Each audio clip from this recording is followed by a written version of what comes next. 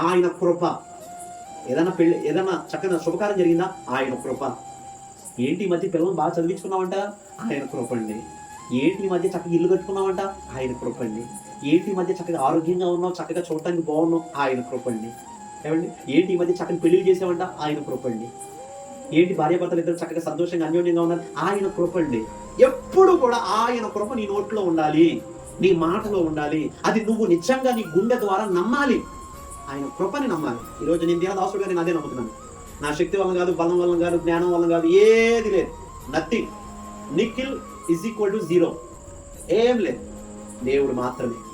Government హాస్పిటల్లో ఉన్నప్పుడు కనీసం రూపాయి లేక చాలా ఇబ్బందులు పడుతూ స్వప్నం లోపల పెట్టుకొని బయట ఏదన్నా అవసరం వస్తే ఏం ప్రభు అని ప్రార్థన చేస్తుంటే యూట్యూబ్లో వీడియోలు చూసి, పాస్టర్ గారు బాగున్నారా, మీ వాక్యాలు అంటే మాకు ఇష్టం అండి, మీ వాక్యాలు మేము చేత మేము బలపరచబడ్డాము, ఒక చిన్న కామెంట్ చేస్తున్నానండి అని ఒకళ్ళు 2,000, ఒకళ్ళు 50 రూపాయలు, ఒకళ్ళు రూపాయి, ఒకళ్ళు 2,000.